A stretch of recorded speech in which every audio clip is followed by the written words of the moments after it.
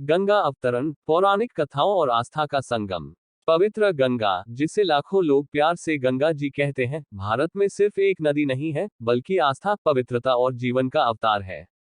इसके महत्व को समझने के लिए किसी को प्राचीन हिंदू धर्मग्रंथों में गहराई से जाने की जरूरत है, जो गंगा के पृथ्वी पर अवतरण की कहानी बताते हैं। हिंदू पौराणिक कथाओं में गंगा को स्वर्ग से निकलने वाली एक दिव्य नदी माना जाता है। उन्हें अक्सर एक खूबसूरत देवी के रूप में देखा जाता है, जो पानी का बर्तन पकड़े हुए हैं और मगरमच्छ पर सवार है। गंगा का भगवान ब्रह्मा के साथ जुड़ाव तब शुरू होता है जब वह ब्रह्मांडीय देवता भगवान विष्णु के पैर धोते हैं और इस पानी को एक बर्तन में इकट्ठा करते हैं।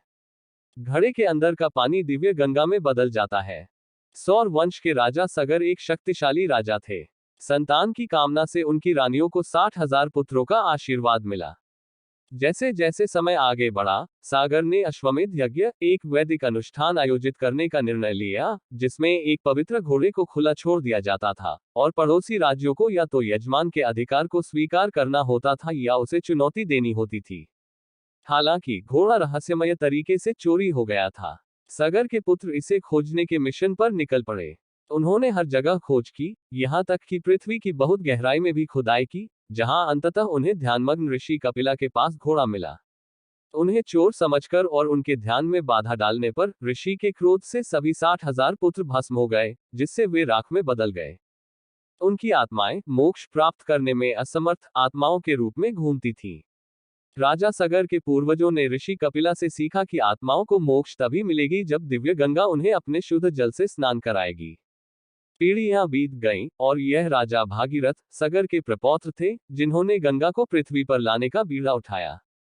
कार्य की विशालता को पहचानते हुए भागीरथ अपने शाही कर्तव्यों से हट गए और भगवान ब्रह्मा को प्रसन्न करने के लिए कठोर तपस्या में लग गए।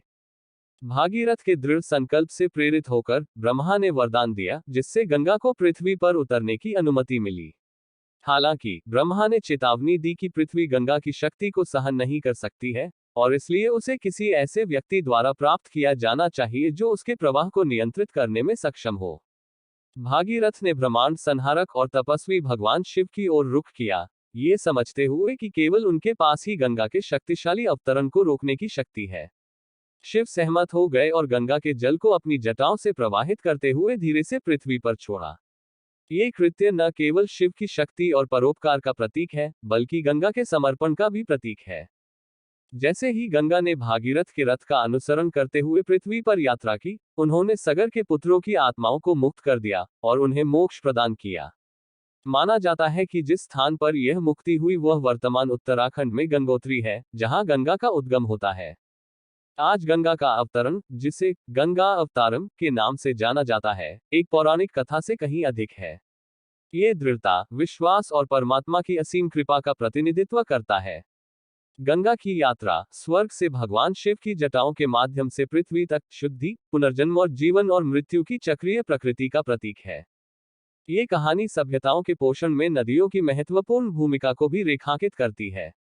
गंगा प्राचीन भारतीय सभ्यता का उद्गम स्थल रही है, और आज भी ये लाखों लोगों के जीवन का निर्वाह कर रही है, भले ही इसके संरक्षण के बारे में चिंताएं बढ़ रही हैं। गंगा जी का पृथ्वी पर अवतरण इस बात का ज्वलंत उदाहरण है कि पौराणिक कथाएं, आस्था और प्रकृति भारतीय लोकाचार में कैसे गुथे हुए हैं।